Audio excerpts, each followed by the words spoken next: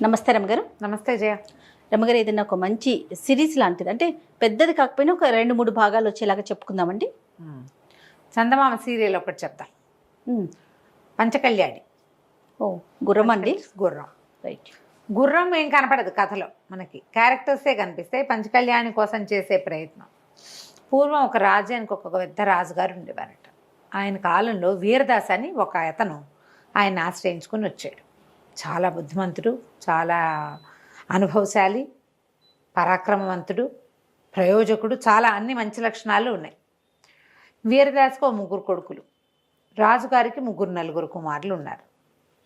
పిల్లలు ఒకేసారి ఇంచుమించుగా ఒక వయసు వాళ్ళే అన్నమాట. వీరదాస్ చాలా చక్కగా ఉండేవాడు. అయితే ఈ పిల్లలు కలిసి ఆడుకునే వాళ్ళు చిన్నతనం అంతా.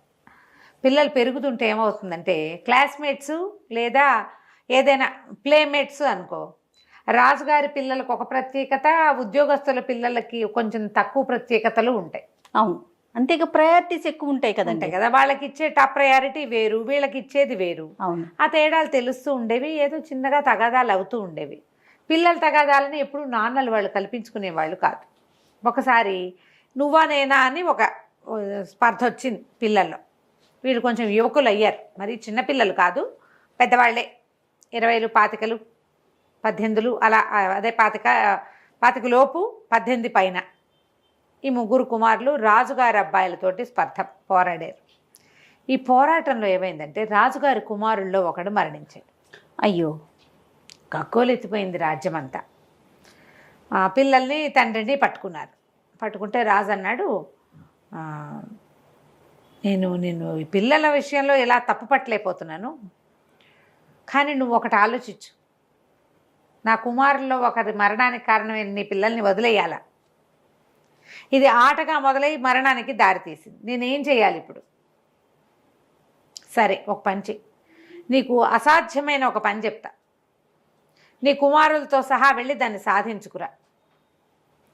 సాధించుకుని రాలేకపోతే నీకు మరణం తప్పదు, నీకు కుమారులకి కూడా. ఒకవేళ నువ్వు సాధించుకొస్తే నిన్ను నేనేం చేయను, అప్పుడు కూడా నేను నిన్నేం చేయను. కుమారులను మాత్రం దండించి తీరుతాను. సాధించుకొస్తే మిమ్మల్ని వదిలేస్తా. పిల్లల్నే పంపించచ్చు, కానీ అది పిల్లల వల్ల అయ్యే పని కాదు, నువ్వు కూడా చేయాలన్నాడు. సరే, పిల్లలు 3 కుమారుల్ని కాపాడుకోవడానికి వీరదాసు అలాగే మహాప్రభు చేస్తానన్నాడు. అప్పుడు ఏం చెప్పారంటే, వీళ్ళకి కొంత దూరంలో ఉన్న శ్యామల నగరం అనే ఒక నగరం, ఒక రాజ్యం అది. ఆ శ్యామల నగరానికి ఒక బ్రహ్మాండమైన రాజు ఉన్నాడు. అతని దగ్గర ఒక పంచకళ్యాణి గుర్రం ఉంది. ప్రాణం ఒక ఎత్తుగా చూస్తాడట దాన్ని. సాధారణంగా రాజరికాల్లో ఏంటంటే, గుర్రాలు, ఏనుగులు, ఎడ్లు, సాధనాలు, రథాలు, వాటికి ఒక ప్రత్యేకమైన స్థానం ఉంటుంది. చాలా ప్రత్యేకంగా చూసుకుంటారు వాటిని. ఇప్పుడు దీన్ని అటు ఇటు చేయటానికి వీల్లేదు. ఆ గుర్రాన్ని ప్రాణాలతోటి నాకు తెచ్చపచెప్పు, మిమ్మల్ని వదిలిపెడతానన్నాడు. గుండెల్లో రాయిపడింది వీరదాసుకి. శ్యామల నగరమే కట్టుదిట్టమైన నగరం. దాని రాజు చండశాసనుడు. ఆ గుర్రం అంటే అతనికి పంచప్రాణాలు. పైగా ఎవరు పడితే వాళ్ళు వెళ్ళి తీసుకొచ్చేయటానికి గుర్రాలు ఇష్టారాజ్యానికి రావు, అవి ఒప్పుకోవు. దాన్ని తేవటం ఎట్లా? అడిగితే ఇచ్చేది కాదు అది. అడిగితే మీ గౌరవాన్ని మాకు ఇవ్వండి అంటే ఇస్తారా ఎవరైనా? తీసుకురావాలి. సరే, ఒప్పుకున్నాడు. ఇక్కడున్నా మరణం తప్పదు. పోనీ ఏదో రాజద్రోహం చేసి చచ్చిపోయామన్న పేరు కంటే, రాజుగారు చెప్పిన పని చేస్తూ చచ్చిపోయామంటే ఏదో కొంచెం పర్వాలేదు అనుకుని ఒప్పుకున్నాడు. రాజు అన్నాడు, నేను ఉట్టి చేతులతోటి పంపను అని చెప్పి 3 కుమారులకి తండ్రికి కలిపి 4 బరువైన మూటల బంగారు కాసులు ఇచ్చాడు. పట్టుకెళ్ళు, నీ సొంత ఖర్చు ఏం పెట్టుకోకర్లా, డబ్బు కూడా నేనే ఇస్తా, గుర్రాన్ని బట్టరా చాలు.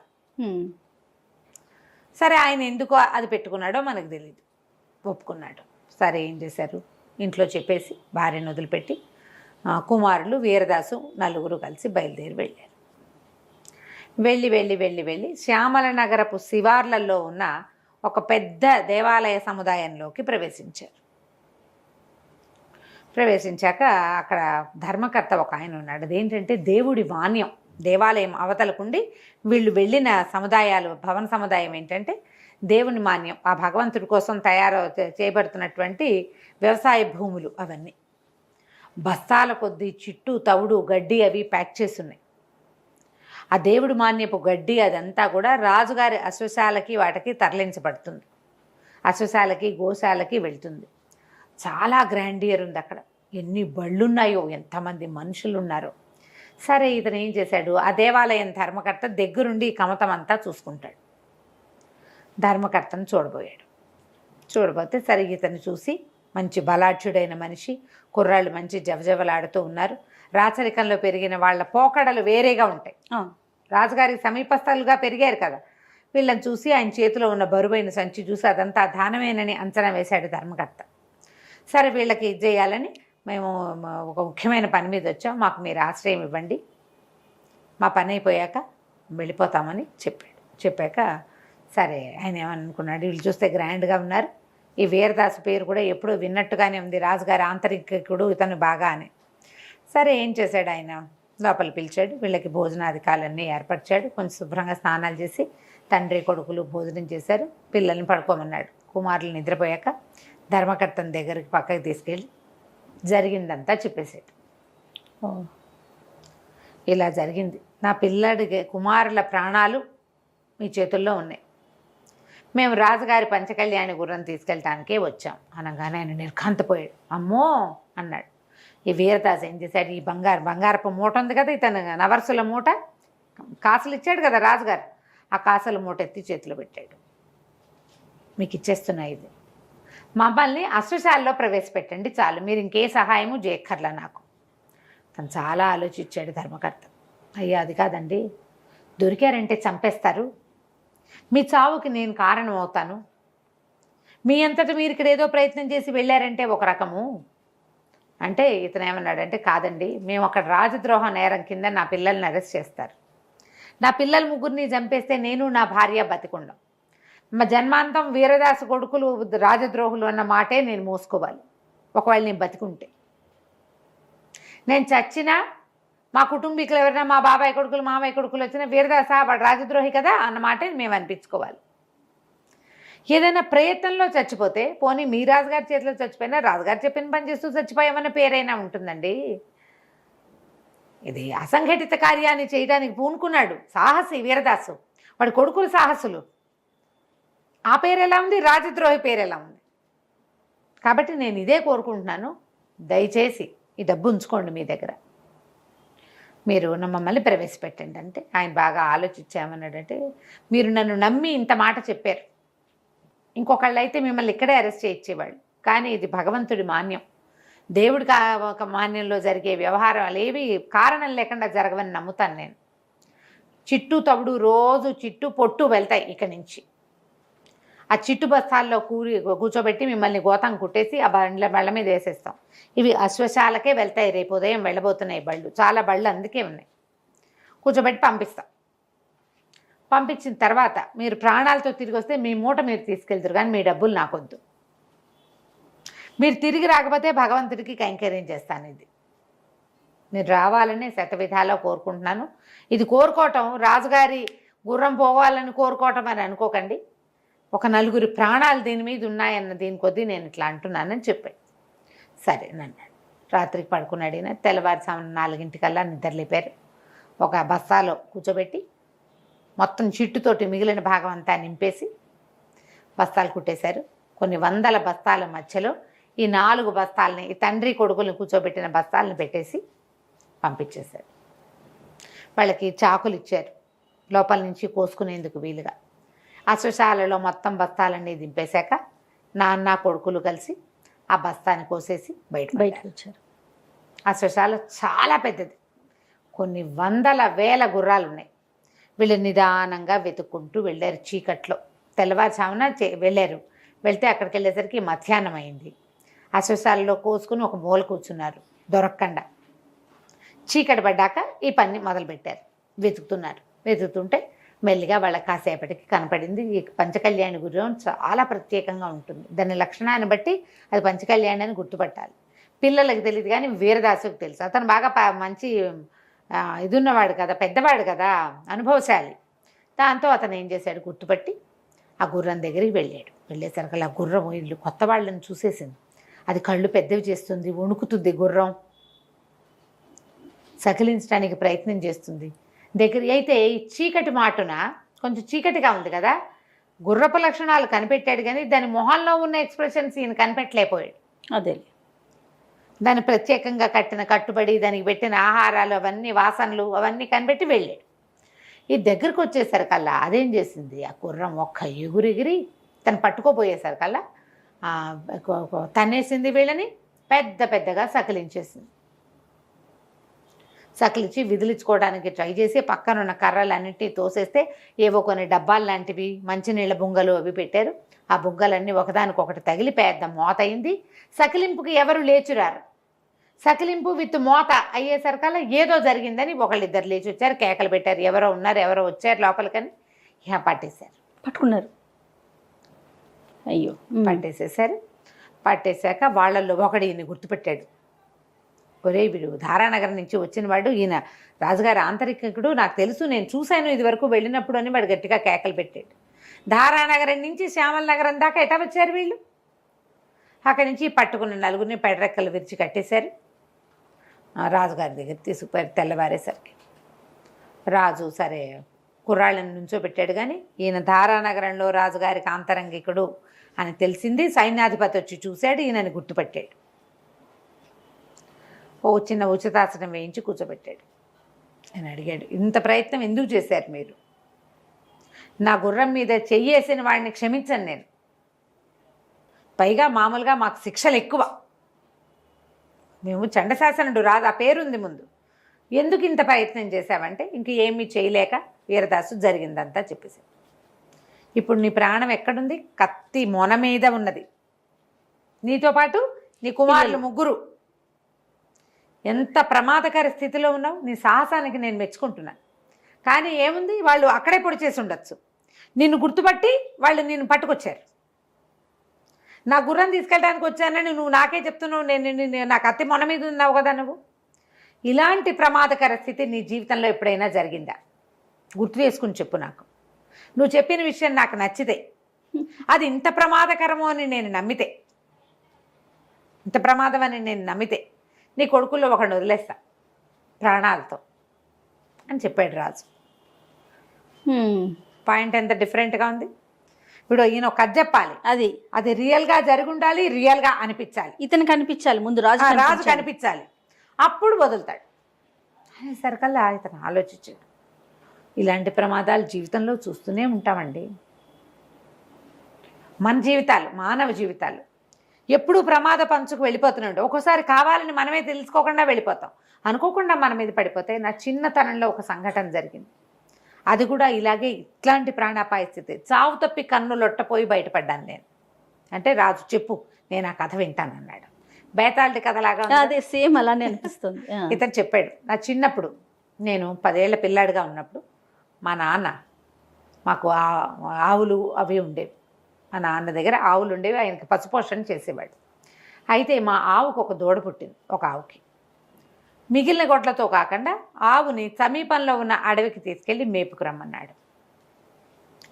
ఆవు దూడని తీసుకెళ్ళి, అయితే కాస్త సాయంకాలం అయ్యేసరికి జల్లు పడ్డం మొదలుపెట్టింది. వాన వచ్చేసి, వాన వస్తే భయంతో నేనేం చేశాను, దూడ లేత దూడ కదా, 2 రోజులు అయింది అది పుట్టి, 4 రోజులు. అందుకని గబగబా ఆవును తోలుకొని వెనక్కి వస్తుంటే వాన పెరిగిపోయింది. అక్కడ ఒక గుడిసె లాంటిది ఉంటుంది. మా ఊరికి అడవికి కొంత దూరం ఉంది, కానీ ఇది గుడ్లన్నీ వెళ్ళేంత దూరం కాదు. నేనేం చేశానంటే ఆ గుడిసెలాగా ఉన్న దాంట్లోకి ఆవును తోలి దూడను గబగబా ఎత్తుకుని దాని లోపల తీసుకుపోయాను. ఆవు దూడ నేను ముగ్గురం అలాగే ఉన్నాం. బాగా వాన, ఇంటికి వెళ్ళగలిగే దారి లేదు. దూడకేముంది, తల్లిపాలు ఉంటాయి, నేను కూడా కాసిన పాలు పీతుకుని తాగచ్చని ఉండిపోయాను అక్కడే. ఒక రాత్రి వేళ ఒక పెద్ద పిల్లి వచ్చింది. దాని వెనకాల కొన్ని పిల్లులు వచ్చినాయి లోపలికి. పిల్లిని చూస్తే ఏం భయం వేస్తుంది, కానీ పిల్లులు క్రమంగా ఒక రకంగా అరవటం మొదలుపెట్టింది. అవి ఎట్లా అనిపిస్తుందంటే పిల్లులు మాట్లాడుకుంటున్నాయి. ఆ పెద్ద పిల్లి, వీళ్ళందరూ సౌండ్లన్నీ అయిన తర్వాత చిన్న పిల్లుల అంటే అన్నిటికంటే పెద్దది పైన కూర్చుంది, కొంచెం ఎత్తుగా కూర్చుంది, అవన్నీ కింద కూర్చున్నట్టు కూర్చున్నాయి. ఒకేసారి మూకొమ్మడిగా ఏదో ఆజ్ఞిస్తున్నట్టుగా, ఒప్పుకో అంటున్నట్టుగా అరిచాయి అన్నీ. పిల్లి కూడా గొంతు పెద్దది చేసి పెద్దగా అరిచింది. నేను చూస్తూనే ఉన్నా. చూస్తూ ఉండగానే మొత్తం పిల్లులన్నీ ఎగిరి దూకి ఆవు దూడ మీద పడిపోయినాయి. దూడవి చిన్న పిసరు కూడా మిగల్చకుండా తినేసినాయి దూడని. నేను వణికిపోతూ ఆవు చాటు నుంచున్న ఆవు కూడా బిత్తరపోయింది బెదురు కళ్ళతోటి. ఏం చేయాలో తెలియక ఆవు పెద్దదే, అది కూడా అలాగే నుంచునుంది. ఈ తినేయటం అది దానికి అర్థం కాల. మళ్ళీ పిల్లులన్నీ అరవటం మొదలుపెట్టినాయి. వాటికి ఆకలి తీర్లా. పెద్ద పిల్లి కూడా గట్టిగా అరిచింది. మొత్తం పిల్లులన్నీ ఆవు మీద పడ్డాయి. దాని ఎముకలు కొమ్ములు గిట్టలు తప్పిస్తే ఏమీ మిగల్ల. నేను ఆ గుడిసెలో ఒక మూలకి దూరి కూర్చున్నాను. ఏం చేయాలో తెలియట్లా. బయట జోరున వాన, అడవి. మా ఇల్లు చాలా దూరం కాదు, కానీ ఈ వానలో అడవిలో బయటికి వెళ్తే నేను ఏమవుతానో నాకు తెలియదు. దానితో ఈ పిల్లుల మధ్య నుంచి ఎట్లా పారిపోవాలో తెలియలే. అవేమో గుమ్మానికి ఎదురుగుండా ఉన్నాయి. ఆవైపోయింది. పిల్లులన్నీ మళ్ళీ అరవటం మొదలుపెట్టినాయి. పెద్ద పిల్లి గట్టిగా అరిచింది. నాకు తెలిసింది ఇక నాదే, నా వంతే. ఇక నా ప్రాణం ఎక్కడుంది? కత్తి మొన మీద కాదు, పిల్లి కోర మీద ఉంది నా ప్రాణం. నేను జరిగి మూలకి జరిగేటప్పుడు నాకు తెలిసింది దానికి ఇట్లా కమ్మల్లాగా పాతి పెట్టారు. ఆ కమ్మల మధ్యలో నా వీపు ఇరుక్కుంది. అంటే నేను పడతానన్నమాట అందులో. నేను ఇంకా కొంచెం కమ్మలు తోసేసి గబుక్కున ఒక్క ఉదుటన బయటకు వచ్చేసాను అందులో ఇంచి, గుడిసెలోంచి. ఊరు వైపు కాకుండా రెండో వైపుకి పరిగెడితే పిల్లులు నేను లేనని తెలుసుకున్నాయి. అవి కూడా అన్నీ, కొన్ని ఏమో ఆ కంతలో నుంచి కొన్ని వచ్చినాయి, కొన్ని పక్క నుంచి వచ్చినాయి. పిల్లులు ఇంకా నా వెంటపడ్డాయి. అయితే నేను ఆవును తోలుకెళ్ళేటప్పుడు నా చేతికి అంత చేపాటి కర్ర, ఓ ఇంత బాకు ఉంటాయి మాకు, బొడ్లో బాకుంది. ఆ కర్ర పుచ్చుకుని పరిగెత్తాను నేను. పరిగెత్తి పిల్లులు దగ్గరకు వచ్చేస్తుంటే ఒక నిడుపాటి చెట్టు ఎక్కేసా. పైన ఎక్కి కూర్చున్నాను. ఒక్కో పిల్లి ఎక్కటం మొదలుపెట్టాయి. దగ్గరకు వచ్చిన పిల్లిని దగ్గరకు వచ్చినట్టుగా 3-4 పిల్లుల్ని కర్రతో కొట్టేసా, బాకుతో పొడిచేసాను నేను. పిల్లులు కింద పడిపోయాయి. అక్కడి నుంచి పిల్లులన్నీ చెట్టు చుట్టూతా చేరి నిలబడి ఉన్నాయి కింద. కొన్ని పోయినాయి, 3 పోయినాయి. 2-3 కొట్టేశాను. మిగిలినవి అక్కడి నుంచి అరవటం మొదలుపెట్టినాయి. ఆ వాన, ఆ చెట్ల మీద దిక్కులేని పరిస్థితుల్లో చచ్చిపోయిన ఆవు దూడ కంటి ముందు కదులుతూనే నా చావు అట్లా కనపడుతోంది నాకు. పిల్లి పైకి రాదు. ఇంకా తెల్లారేదాకా కూర్చున్నానంటే సరిపోతుంది అనుకున్నా. కానీ పిల్లులు మళ్ళీ మూకొమ్మడిగా అరవటం మొదలుపెట్టినాయి. ఆ పెద్ద పిల్లి ఏదో చెప్పింది. చెప్పేసరికి అది అరుస్తోంది. పిల్లులు ఏం చేసినాయంటే ఓ పక్క నుంచి గోళ్లతో కాళ్ళతోటి తవ్వటం మొదలుపెట్టినాయి. చెట్టు వేర్ల దగ్గర నుంచి పెకలించడం మొదలుపెట్టింది. ఇంకా మామూలుగా లేదు. ఒక్క వేరు లాగేస్తుంటే ఆ చెట్టు, ఇంత పొడుగ్గా ఉన్న కన్నటి పొడుగాటి చెట్టు ఓ పక్కకి ఒరిగిపోవటం మొదలుపెట్టింది. అయితే ఈ పిల్లుల అరుపులు, నేను కేకలు నావి ఎంత దూరం పరిగెత్తానో నాకు తెలియదు. ఎక్కడికో వెళ్ళే కదా, ఆ చెట్టు ఎక్కడో ఉంది. అయితే ఈ కేకలకి ఈ మొత్తం వేళ్ళన్నీ తెగిపోయి చెట్టు కిందకి పడిపోయే టైంకి నేను ఎక్కిన చెట్టు తాలూకు అవతల భాగంలో ఒక పల్లెటూరు ఉంది. ఒక 40 మంది తండా ఉన్నారు అక్కడ. ఈ పిల్లరుపులు, కుర్రాడి అరుపులు వినపడుతూ ఉండేసరికల్లా వాళ్ళల్లో కొంతమంది లాంతర్లు, కత్తులు పుచ్చుకొని పరిగెత్తుకుంటూ వచ్చారు. చెట్టు కింద పడింది. నేను కింద అయిపోయి ఆ పిల్లులకు దొరికేశాను అనుకున్నా. ఇంచుమించు 5-6 పిల్లులు ఎగిరి మా మీదకి లంఘించినాయి. ఒక్క పిల్లికి నేను దొరికిపోయినట్టే. ఆ వెనకాల నుంచి వస్తున్న వాళ్ళలో ఒకడు లాంతర్ విసిరేసేసరిగా భగ్గుమంది లాంతరు. ఆ మంటలో కుర్రాడిని నేను కనపడ్డాను వాళ్ళకి. వాళ్ళంతా పెద్ద కేకలు పెట్టి ఆ రాళ్ళు రప్పలు చేతిలో ఉన్నవి విసిరేసి, నాకు కొన్ని దెబ్బలు తగిలినాయి. కానీ పిల్లులు మాత్రం పారిపోయినాయి. ప్రాణాలు కడబట్టిపోయి భయంతో పడిపోయి ఉన్న నన్ను వాళ్ళు ఎత్తుకుని తీసుకుపోయారు. 3-4 దెబ్బలు తగిలినాయి. పిల్లి గీరేసింది కొన్ని చోట్ల నన్ను. ఆ దెబ్బలు మాన్పి తెల్లవారిపోతూనే మందు రాసి మా ఇంటికి చేర్చారు. ఇది నాకు 10 ఏళ్ల లోపల జరిగింది ఈ సంఘటన.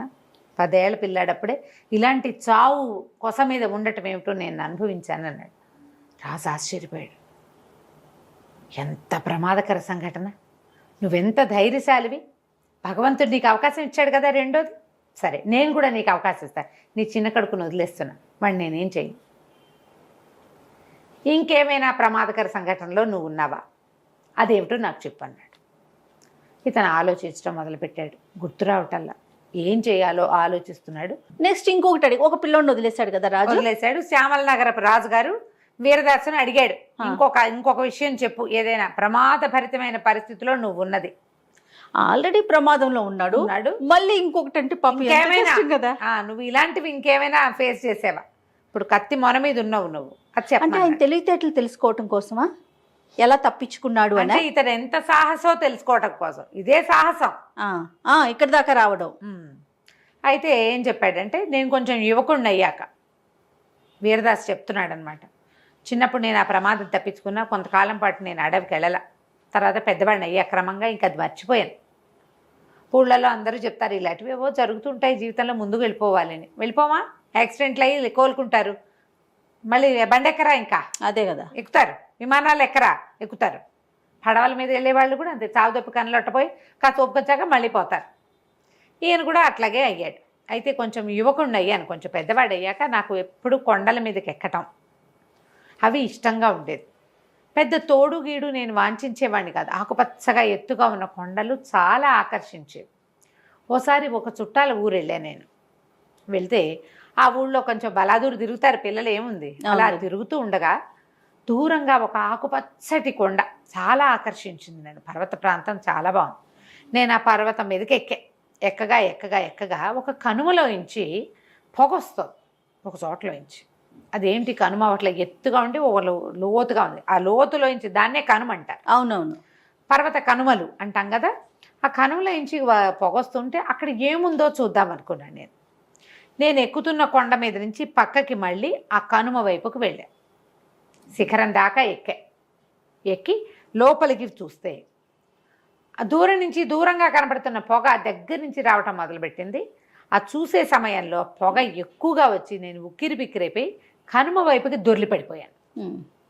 ఇట్లేడు, ఇటు వెనక్కి పడి ఉంటే ఎక్కడి నుంచి ఎక్కాడో అక్కడికే పడును, లోపలికి పడ్డాడు. లోతుకు పడిపోయాను. లోతుకు పడిపోయితే దాన్ని ఎట్లా ఎక్కాలో తెలియలా నాకు. పైగా ఈ దొర్లేటప్పుడు అదేమో సినిమానా అయితే తాపిగా దొర్లి లేచి నుంచోటానికి ఆ కొండలు మిట్టలు రాళ్ళు తగులుతాయి, తర్వాత కొమ్మలు చెట్ల కొమ్మలు దబా దిబా దబా తగిలేసినాయి. నేను కిందకి వెళ్ళి పడిపోయి స్పృహ తప్పిపోయాను. ఎప్పటికో మెలకు వచ్చింది. లేచి చూద్దును కదా, అటు ఇటు చూస్తే ఆ కనుమ చాలా ఎత్తు, అంటే నేను చాలా లోతులో పడ్డా. అది అక్కడెక్కడో కనపడుతోంది నేను పడ్డది. అసలు అది నేను పడ్డదవునో కాదో కూడా నాకు అర్థం కాలేదు. ఇటు పక్కకి పడ్డానో తెలియలే. ఏ పక్కన చూసినా నేను అడుగునున్నట్టు చుట్టూతా కొండ ఉన్నట్టు కనపడుతోంది. ప్రయత్నం చేసి ఎక్కి బయటికి వెళ్ళవలసిందే. ఇంతలో ఏమైంది, దూరంగా దబదబా అడుగుల చప్పుడు వినపడుతోంది. బరువైనవి కొన్ని మేకలు అవి వస్తున్న శబ్దము, బరువైన అడుగుల శబ్దాలు. ఎంతోమంది వస్తున్నారు అనుకున్నా నేను, కానీ ఒక్కడే వచ్చాడు. వాడు ఒక రాక్షసుడు, చాలా ఎత్తు లావు ఉన్నాడు. ఒక కంటికి ఒక గుడ్డ కట్టుకుని ఉన్నాడు, ఒక్క కన్ను లేదు వాడికి. వాడి దగ్గర ఒక 20 మేకలు, ఒక బాగా బలిసి ఎత్తుగా ఉన్న లేడి ఉన్నాయి. అన్నిటికీ మెడల్లో తాళ్ళు పట్టుకుని, మెడల్లో తాళ్ళు కట్టి తీసుకొస్తున్నాడు. అడిలిపోయాను నేను, ఏం చేయాలో తెలియలే. వాడు నన్ను చూడనే చూసేసాడు. చూసేసి వచ్చావా, బాగుంది, ఎంత రుచికరమైన ఆహారం దొరికింది, ఎంతో బాగున్నావు, రా నేను అప్పడంలాగా కరకర నవిలి మింగేస్తానన్నాడు. నాకు కాళ్ళలోకి జారిపోయింది నా ప్రాణం. ఎలాగా అనుకుని నేనేం చెప్పానంటే, నన్ను తినేయటం ఎందుకు, నీకో పంటి కిందకి కూడా రాను నేను, నన్ను తింటే నేనేం వస్తాను, నువ్వు ఎంతవాడివి నేనేమిటి, అయినా నేను వైద్యుణ్ణి, నీకు ఒక కన్ను కనపడుతున్నట్లేదు, నీ రెండో కంటికి వైద్యం చేస్తాను, నేను కంటికి వైద్యం చేస్తాను, 2 కళ్ళు కనపడతాయి, ఒక కన్ను పోయింది కదా నీకు, అదేలే అనేసరికల్ రాక్షసుడు అన్నాడు. అవును, చెట్టు కొమ్మ పొడుచుకుంది నా కంట్లో, కన్ను పోయింది, ఓ కన్నుతోటే చూస్తున్నాను నేను అన్నాడు. అనేసరికల్ నేనేం చెప్పాను, వీరదాస్ చెప్తున్నాడు అనమాట, ఎందుకు నేను నీ కన్ను రిపేర్ చేస్తాను అని చెప్పి, నువ్వు కూర్చో, నేను నీకు మంచిగా వైద్యం చేస్తానని చెప్పాను. సరే, అతనేమో ఆ మేకలన్నింటినీ ఒక గుహలోకి తోలాడు, లేడిని కూడా గుహలోకి తీసుకుపోయాడు, నన్ను కూడా గుహలోకి రమ్మన్నాడు. లోపలకు పొయ్యి సామాన్లు అన్నీ ఉన్నాయి. నేనేం చేశానంటే, ఒక చుట్టుపక్కల ఉన్న గడ్డి గాదం అన్నీ తీసుకొచ్చాను. వాడి నుంచి తప్పించుకోలేను నేను. ఆ లోపల వాడు అన్నం వండుకునే గంగాళాలు, మాంసం వండుకునే పాత్రలు చాలా ఉన్నాయి. పెద్ద పొయ్యి వెలిగించింది. ఆ వెలిగించిన పొయ్యి మీద ఈ గంగాళం పెట్టి గడ్డి గాదం ఆకులు గీకులు అన్నీ వేసి మసలు పెట్టాను. ఈ నీళ్లతోటే నీకు వైద్యం చేస్తానన్న. వాడు వైద్యం చేయించుకోవడానికి చక్కగా కింద కూర్చుని నేను పట్టుపాడిని. వాడు రాక్షసుడు 8 అడుగులు 9 అడుగులు ఉన్నాడు, నేను 5-6 అడుగులే ఉన్నా, 5-5.5 అడుగులు ఉన్నా. ఇంకా కుర్రాడు, 18 ఏళ్ళ వాడు. వాడు కింద కూర్చుని నాకు కంట్లో మందేయించుకోవటం కోసం రెడీగా కూర్చున్నాడు. నేను ఆ నీళ్లు కలుపుతున్నట్టు, నీళ్ళు వాసన చూస్తున్నట్టు, రుచి చూస్తున్నట్టు బోల్డ్ అంతా వేషం వేశాను. అక్కడ మేకలు లేడీ వాటి దారినవి ఉన్నాయి, వీడు తప్పిస్తే ఇంకెవ్వరూ లేరు. నేనేం చేశానంటే ఆ వేడి నీళ్ళలో కంటికి ఆవిరి పెడుతున్నట్టుగా నటించి నా దగ్గరున్న చిన్న బాకుతోటి 2వ కన్ను కూడా పూడ్చేసేవాడిది. పూడ్చేసరికి పెద్ద పెద్ద కేకలు పెట్టేశాడు రాక్షసుడు. ఓ దుర్మార్గుడా, నిన్ను నమ్మితే ఓ కన్ను లేని వాడిని 2వ కన్ను కూడా లేకుండా చేసావా, నేను చంపేస్తానని చేతులు విసిరాడు. నేను అందలేదు, గుహలోంచి పారిపోయాను. కానీ రాక్షసుడు, వాడికి అలవాటైన ప్లేస్ కదా, వాడు ఆ పోయిన ఒక తన్నుదాన్ని పరిగెత్తుకుంటూ వెళ్ళి గుహకు అడ్డంగా కూర్చున్నాడు. నేను గుహలో ఇరుక్కుపోయాను, బయటికి పారిపోలేను. వాడు కన్ను కనపడితే నా వెంట పడతాడు. 2వ కన్ను పొడి చేసి పారిపోదాం అనుకున్నా, వాడేమో గుహ గుమ్మానికి కూర్చున్నాడు. నేనేం చేయను, ఆ మేకల వెనకాల నక్కి కూర్చున్నాను. అక్కడ ఏవీ తినటానికి లేవు, తిండి లేదు, తిప్పలు లేవు. రాత్రంతా ఉన్నాను అలాగే. వాడు అలాగే కూర్చున్నాడు. వాడు కూర్చుని ఉన్నాడు. తెల్లవారింది. తెల్లారేసరికల్లా ఆ రాక్షసుడు నెత్తురు కారుతున్న 2వ కంటిని తుడుచుకుంటూ, ఏరా బతికే ఉన్నావా, నిద్ర లేచావా అని కేకలు పెట్టాడు. లేచానన్నాను. సరే ఉన్నవాడు ఎలాగూ ఉన్నావు కదా, నా మేకల్ని తోలు బయటికి, నిన్ను ఎలాగూ తినేస్తాను నేను, ముందు మేకల్ని బయటికి తోలేమన్నాడు. అప్పుడు నాకు ఒక ఐడియా వచ్చింది. నేనేం చేశాను, నా దగ్గర బాకుంది కదా, నిశ్శబ్దంగా లేడీని చంపేశాను. చంపేసి ఈ మెల్లిగా దాన్ని తోలు వచ్చేసాను. ఎలాంటి పని చూడదు. అక్కడి నుంచి మేకల్ని వదలమన్నా కదా అని గదమాయించాడు నన్ను. గదమాయించగానే నేనేం చేశాను, ఒక్కో మేకని వదలటం మొదలుపెట్టాను. ఓ మేకను వదిలిపెట్టాను. మొదటి మేక అది ఎగురుకుంటూ గుహం వైపుకి వెళ్ళింది. గుమ్మం వైపుకి వెళ్ళంగానే ఈ రాక్షసుడి దగ్గరికి వస్తున్న దాన్ని ఇట్లా గట్టిగా కావలించుకున్నాడు. కావలించుకుని, తెల్లమేక నువ్వేగా, నువ్వు నన్ను చూడలేవు, నేను నిన్ను చూడలేను, కానీ నువ్వు నన్ను చూడగలవు కదా, బాగున్నావు కదా, సరే వెళ్ళన్నాడు. వీడు మేకల్ని వాటిని ఏం చేయలేదని నమ్మకానికి అనమాట మేకను వదిలిపెట్టాడు. నేను ఈ లోపల లేడి తోలు ఒలుస్తూనే, లేడేమింది దాన్ని నోరు కట్టేసి చంపేశాడు. అది అరవడానికి వీల్లేదు. మేకలు మామూలుగా మేమే అంటాయి, వాటికి చంపటాలు నరకటాలు ఏమి అర్థమై చావు, మామూలుగా ఉంటాయి. 20 మేకల్ని ఒక్కో మేకని 5-5 నిమిషాల గ్యాప్లో వదిలిపెడుతూ ఆ సమయం మొత్తంలో లేడి చర్మాన్ని మొత్తాన్ని ఒలిచేశాను. మాంసాన్ని పక్కకు తోసేసి ఆ లేడి చర్మాన్ని కప్పుకుని, నా లేడిని కూడా వదిలిపెట్టేయి అన్నాడు. ఆ చర్మాన్ని కప్పుకుని నేను వెళ్ళిపోయాను బయటికి. వాడు అన్ని మేకల్ని కావలించుకుని ప్రతిదాన్ని కొమ్ములు సవరించి దాని పేరు పెట్టి పిలుస్తూ దాన్ని వదిలిపెట్టాడు. ఈ లేడిని కూడా కావలించుకున్నాడు. వాడికి లేడి చర్మము కొమ్ములే తగులుతాయి. ఆ లేడీ, నువ్వు నన్ను చూడలేవు, అదే నువ్వు నన్ను చూడగలవు, నేను నిన్ను చూడలేను, అయినా నిన్ను ముట్టుకుంటేనే నాకు సంతోషంగా ఉంది, పద బయటికి అని వదిలేశాడు. నేను ఆ లేడి చర్మం కప్పుకొని బొక్క ఊదుటని బయటకు వచ్చేసాను.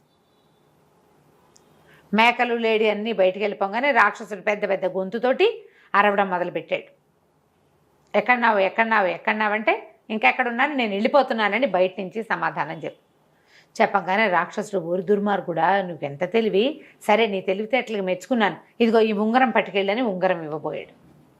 నేను నీ దగ్గరికి రాను, వస్తే నువ్వు నన్ను చంపేస్తావు అంటే, కాదురా, నువ్వెంత తెలివిగలవాడివి, నీలాంటి తెలివిగల మనిషిని చూడనే లేదు నేను, అస్సలు చూడలా, కాబట్టి నువ్వు ఈ ఉంగరం తీసుకో, నువ్వు వెళ్ళిపో, కనుమ దాటి వెళ్ళిపో, నీ ఓపుకుంటే అన్నాడు. అనేసరికల్ నేనన్నాను, నేను నీ దగ్గరికి రాను, ఉంగరం ఇస్తాను అంటే విసిరే నా మీద కన్నాను. వాడు కాస్త ఉంగరం విసిరాడు. గుహలో నుంచి బయటకు వచ్చి నుంచున్నాడు. నేను ఆ వేలికి ఉంగరం పెట్టుకుని నడవటం మొదలుపెట్టాను. నేను 2 బారాలు నడవంగానే, ఉంగరమా ఎక్కడున్నావు అని పిలిచాడు రాక్షసుడు. ఈ ఉంగరం వెంటనే ఇక్కడున్నా అని సమాధానం చెప్పేసింది. వెంటనే రాక్షసుడు పరిగెత్తుకుంటూ వచ్చేసాడు నా వెనకాల. ఉంగరం ఆన్సర్ చెప్పేస్తాం, వేలుకుంది కదా ఉంగరం. ఇక వాడు 5-5 నిమిషాలకు ఒకసారి ఎక్కడున్నావు అంటాడు, నా వెనకాల పరిగెత్తుకొచ్చేస్తాడు. నేను ఎటు వెళ్తే అటు. ఆ ఉంగరాన్ని పారేద్దామని తెలియలా నాకు. చాలాసేపటికి ఈ కొండ ఎక్కగా నాకు అక్కడ ఒక పెద్ద చెరువు లాంటిది కనపడింది. దాని నిండా చేపలే, మొసళ్ళు కూడా ఉన్నాయి. రాక్షసుడు బతికుండగా వాటి ఎప్పుడైనా కావాలంటే పీక్కుని తినేవాడేమో. ఆ. వాడికి ఇప్పుడు కళ్ళు లేవు కదా. నేనేం చేశానంటే ఈ ఉంగరం తీసి చెరువులో విసిరేసాను. అది పోయి ఒక మొసలిక పంటికి తగులుకుంది. నేను ఈ రెండో పక్కకి పరిగెత్తాను, ఆ చెరువు దగ్గర నుంచి పరిగెత్తేసాను. ఈ రాక్షసుడు మాత్రం ఉంగరమా ఉంగరమా ఎక్కడున్నామంటే ఇక్కడున్నా అంటుంది. అది ఆ ఇక్కడున్నా అన్న వైపుకే నడుచుకుంటూ వెళ్ళి చివరికి ఆ రాక్షసుడు ఆ చెరువులోకి ప్రవేశించేసాడు. నేను చూస్తూనే ఉన్నా. అది నీళ్ళలో ఎప్పుడైతే వాడు నీళ్ళలో పడ్డాడో ఆ చెరువులో ఉన్న అన్ని మొసళ్ళు, రకరకాల విషసర్పాలు, చేపలు, కొన్ని మాంసాహారం తినేవి వాడి మీద మూకుమ్మడిగా దాడి చేసినాయి, తినేసేసినాయి వాడిని. ఆ మేకలు ఎటుపోయినాయో నాకు తెలీదు. నేను మెల్లిగా ఆ కనుమని 2 రోజులు 3 రోజులు పట్టింది ఎక్కడానికి. కనపడిన పండు కాయ కసురు కోసుకు తిని సావు తప్పి కన్నులొట్టపోయి ఎలాగో బయట ప్రపంచంలోకి అడుగుపెట్టాను. నేను మా ఊరు చేర్ల ఎక్కడికో వెళ్ళా. మెల్లిగా వెతుకుంటూ మా ఊరు వెళ్ళాను. నా జీవితంలో 2వ ప్రమాదకర సంఘటన అదేనన్నాడు. రాజు ఆశ్చర్యపోయాడు. ఊళ్ళల్లో ఇలా జరుగుతాయి, కొండల్లో ఎన్ని ప్రమాదాలు ఉంటాయో. ఎంత అద్భుతమైన విషయం చెప్పావు. అసలు నీ ప్లేస్లో ఎవడైనా ఉంటే వాడికి ఇలాంటి ఊహ వస్తుందా? ఆ రాక్షసుడికి దొరికిపోయేవాడు. నువ్వు లోపల ఉన్నప్పుడైనా దొరికి ఉండాల్సింది. మొదట దొరికినప్పుడు చచ్చిపోవాలి, లోపల ఉన్నప్పుడు చచ్చిపోవాలి, ఉంగరం వల్లైనా చచ్చిపోవాలి. కానీ 3 సార్లు నువ్వు చావలేదు. అక్కడి నుంచి తప్పించుకోలేక చచ్చిపోయే వాళ్ళు కూడా ఉంటారు. నువ్వు అప్పుడు కూడా చావలేదు. చాలా సాహస వీరదాసు నువ్వు. నీ 2వ కొడుకును కూడా వదిలిపెట్టేస్తానన్నాడు. అమ్మాయి అనుకున్నాడు వీరదాసు. 2 పిల్లలు బతికిపోతారు, ఇంటికి వెళ్ళిపోతారు. తను పెద్ద కొడుకు దొరికిపోతారు. అయితే రాజు అన్నాడు, 2 చెప్పావు, చాలా ఆసక్తికరంగా ఉన్నాయి. ఇంకోటి చెప్పు. నీ జీవితంలో అత్యంత ప్రమాదకరమైన సంఘటన, నువ్వెప్పుడూ ఊహించంది, ఇప్పటిదాకా ఎవరికీ చెప్పంది ఏదైనా ఉంటే ఒకటి నాకు చెప్పమన్నాడు. ఇంకోటి చెప్పు అంటే ఇతను ఆలోచనలో పడ్డాడు. ఏం చెప్పాలి, ఏమున్నాయి, ఏం జరిగినాయి, యుద్ధాలు ఎన్నో చేశాం అని చెప్పి ఆలోచించడం మొదలుపెట్టాడు వీరదాసు. అతను చెప్తున్నాడు రహస్య, తన తాలూకు ప్రమాదభరితమైన క్షణాలు తన జీవితంలో. రాజు ఇంకోటి చెప్పు, అప్పుడు నీ పెద్ద కొడుకును కూడా వదిలిపెట్టేస్తానన్నాడు. అని ఆలోచించి చాలా ఆలోచించాక ఈ మధ్యకాలంలో కాదది జరిగింది. నా కుమారుడు కూడా పుట్టల, కానీ నేను యుక్త వయస్కుడిని అయ్యా, పెద్దవాడిని అయ్యా, వీరోచిత విద్యలవి నేర్చుకున్నా, నాకు వివాహం కూడా అయింది. అయితే ఒకనాటి సాయంకాలం ఒక వ్యాహ్యాళిగా ఊరికే అలా సాయంకాలపు సరదాకి సముద్ర తీరానికి వెళ్ళాను నేను. వెళ్తే అక్కడ ఒక చక్కటి అందమైన పడవ ఒకటి ఉంది. ఎంతో బాగుంది. చూద్దామని పడవెక్కాను. పడవెక్కితే పడవలో ఎవ్వరూ లేరు, పిట్ట పొరుగు లేదు. నేను ఆ పడవంతా తిరిగి వచ్చే లోపల పడవ కదిలిపోయింది. నాకేం చేయాలో తెలియలే. పడవ దానంతటా ఎలా కదులుతుందో నాకు అర్థమే కాల. సరే ఏమనుకున్నాం, వెళ్తోందిగా, ఎటు వెళ్తుందో చూద్దాం అనుకున్నా. చిన్నతనం, కుర్రతనంతో కేకలు పెట్టి అరిచి ఎవరినైనా పిలిచే పరిస్థితి కూడా లేదు. సముద్ర తీరంలో ఎవరూ లేరు. ఆగి ఉన్న పడవ ఎక్కాడు. మనుషులు ఉంటారనుకున్నాడు. అదేలే, దానికి ఏదో లంగరేసి ఉంటారనుకున్నారు, కానీ కట్టేసి ఉంచుతారు జనరల్గా ఒడ్డు మీద ఆగిన వాటిని. ఏమీ లేవు దానికి. అది వెళ్ళిపోయింది. నాకు పడవ గాలికి నిద్ర పట్టింది. ఒక పూటంతా ప్రయాణం చేసింది. ఒక అంచుకు చేరింది ఎక్కడికో. నేనేమనుకున్నాను, దిగి చుట్టుపక్కల ఏమైనా ఉన్నాయేమో చూద్దాము, ఈ పడవ ఎట్లా నడపాలో మనకు తెలియదు అనుకున్నాను. నేను దిగిన మరుక్షణం పడవ వెళ్ళిపోయింది. ఏం చెయ్యాలో తెలియలా, నాకు అర్థం కాలేదు. కానీ సరే ఎక్కడో దిగాం, ఇదేమిటో ఆను పాను తెలుసుకుంటే తర్వాత సంగతి తర్వాత చూసుకోవచ్చు. ఇంటి దగ్గర వివాహం అయింది, భార్య ఉంది, అయినా సరే తెంపర్తనమే. ఇక నేను నడవటం మొదలుపెట్టా. ఏవో కాయ కసురు పళ్ళు కనపడ్డాయి, కోసుకుని తిన్నాను.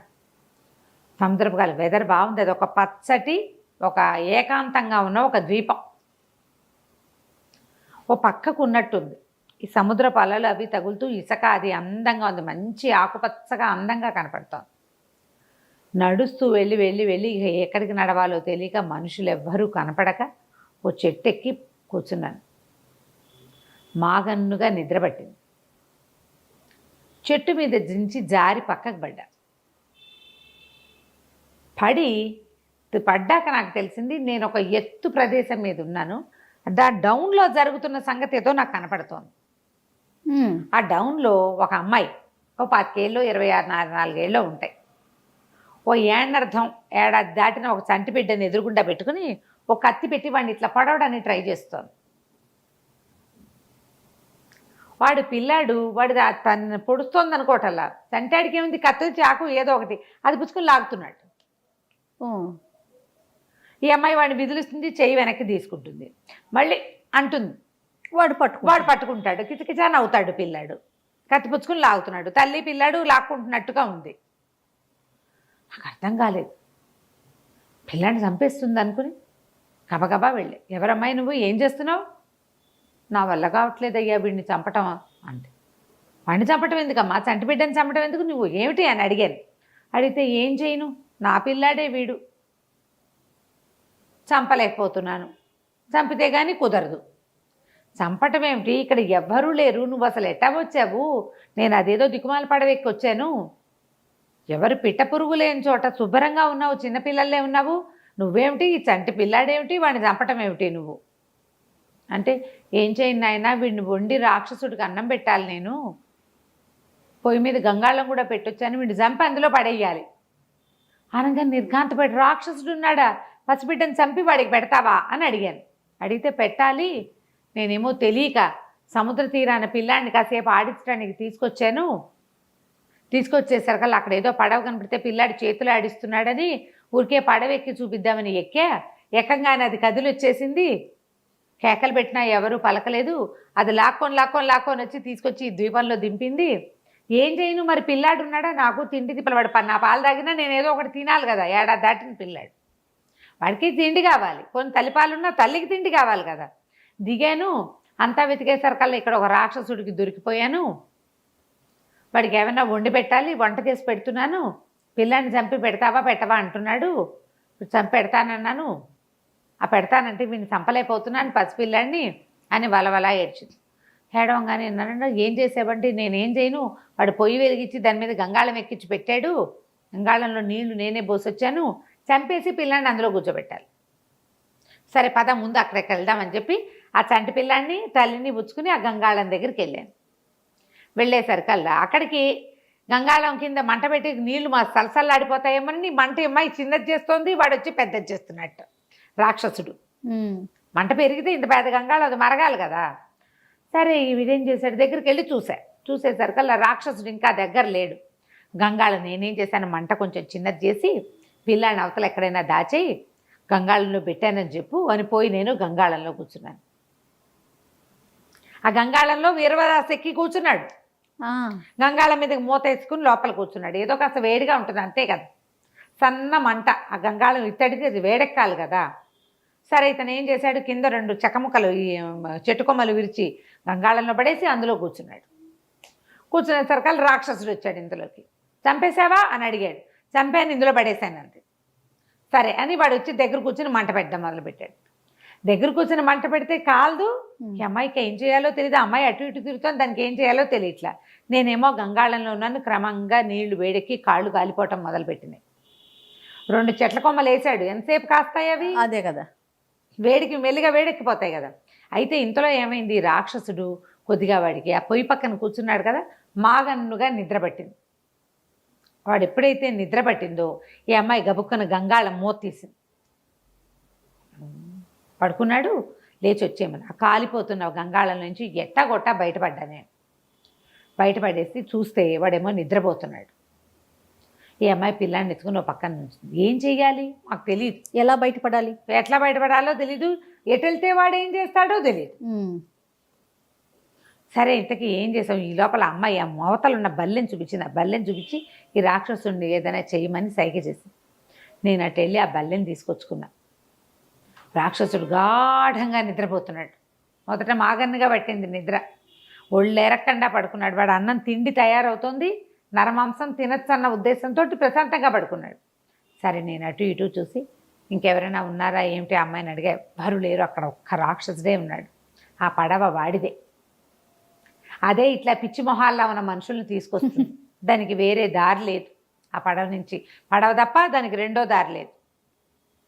అది రోజు లేదా కొన్ని వారానికి ఒక రోజు అక్కడికి వస్తుంది.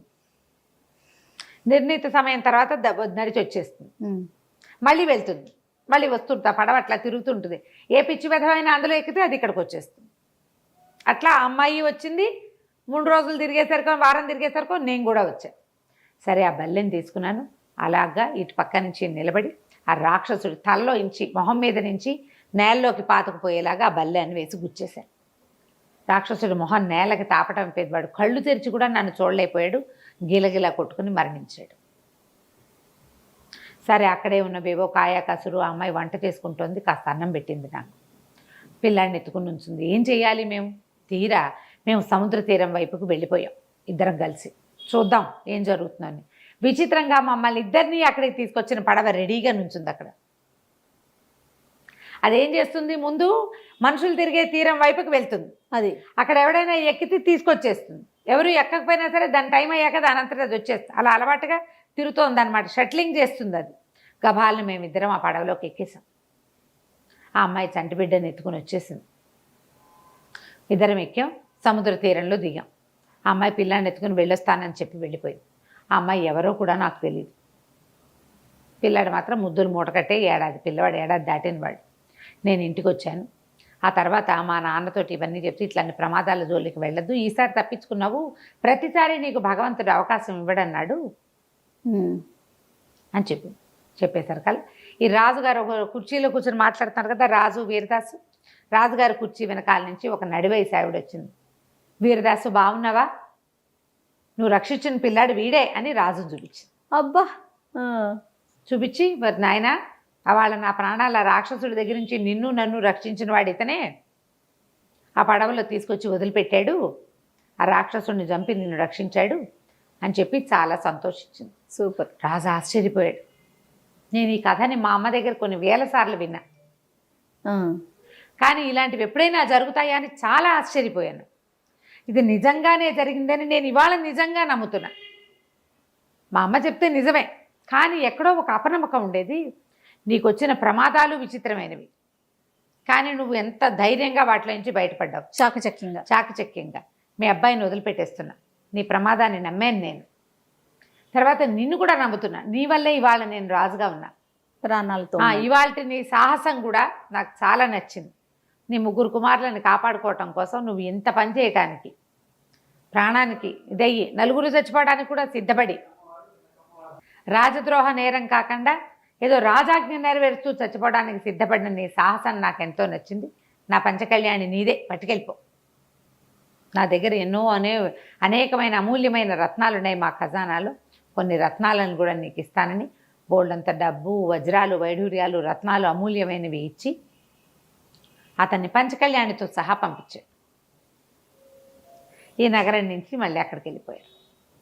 సొంత ఊరికి వెళ్ళేసరికి ధారానగరానికి రాజుగారు చాలా సంతోషించి, నీలాంటి సాహసం ఉండాలి, పిల్లల తగాదాల వల్ల ఇలాంటి ప్రమాదం వచ్చింది, ఇక ముందు ఇలాంటి ప్రమాదాలు రాకుండా చూసుకుందాము, నువ్వే నా ఆంతరంగిక సలహాదారుగా ఉండుగానని చెప్పేసి ఆ పంచకళ్యాణిని ఉంచుకుని ఇతన్ని కూడా తన కుమారులతో సహా తన ఆస్థానంలోనే మళ్ళీ అట్టు పెట్టుకున్నాడు. కథ కంచికి మనం ఇంటికి.